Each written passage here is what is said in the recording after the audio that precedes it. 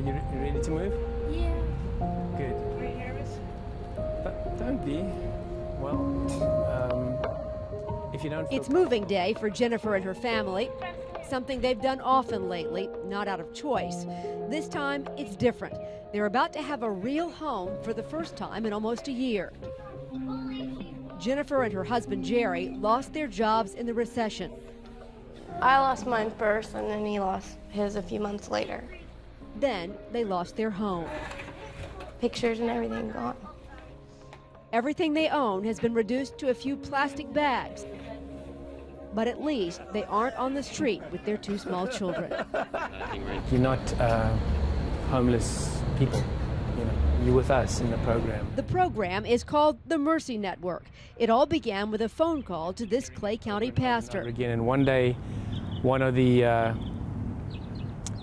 school board social workers called me up and said, "We have a family of 5 who are living out of their car, and can you help?" And How do you say no to that? how do you say no to that? Andre Van Heerden stands in the parking lot of a hotel that, with his help, has become a temporary haven for scores of homeless families. He says that call from the school board was the first of many. 850 children in Clay County are facing homelessness this year. Initially, I just asked a church to sponsor one family for 1 week, but they pay that every month. Now, thanks to those churches and other community partners, the Mercy Network has added 2 group homes like this one, where families with children can live together rent-free until they can get back on their feet.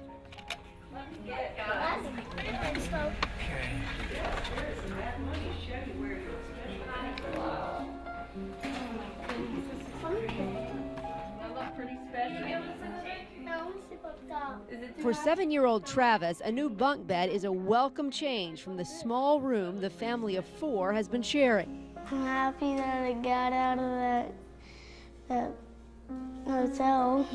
You're happy you got out of the hotel? Yes, Why? because I'm not that comfortable over there. No. Bubba, you're going to be sleeping on the bottom.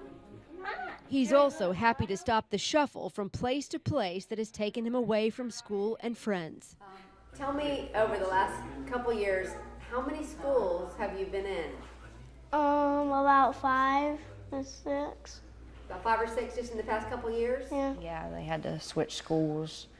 They've switched schools 3 times in the last year. And Danielle and her 3 children are also looking forward to a more stable life at one of the group homes. This is Zach. All right, Zach. So tell me what it's been like to have to move from all those different schools. Bad. Why? I miss my friends. Sammy, too. It's really bad about losing friends. Different schools, and it was like hopscotch. We stayed at one square, and then we moved to a new square, and then to another one.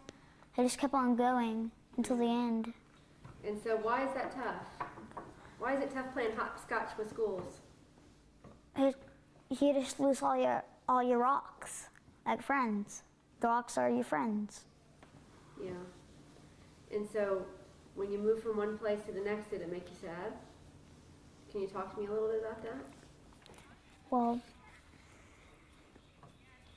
it feels pretty ugly. Lucy says it's hard to keep up, too. Does it hurt your concentration at school? I lose track on what I was doing or what I was doing at the time. Mm-hmm. And do you think it's going to be better being here? Yes. We get our own backyard.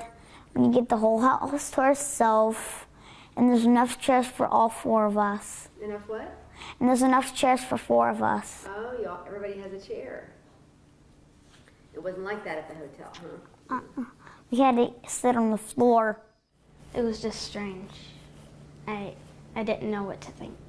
Joanna and her mother, Melissa, were in the group home, but Melissa says thanks to the Hand Up, she now has a job and they are finally out on their own. Where do you think you'd be without that program that you Out in the woods somewhere, probably. Out in the woods. I would have had nowhere else to go. Melissa believes most people have a misconception about the homeless, especially now.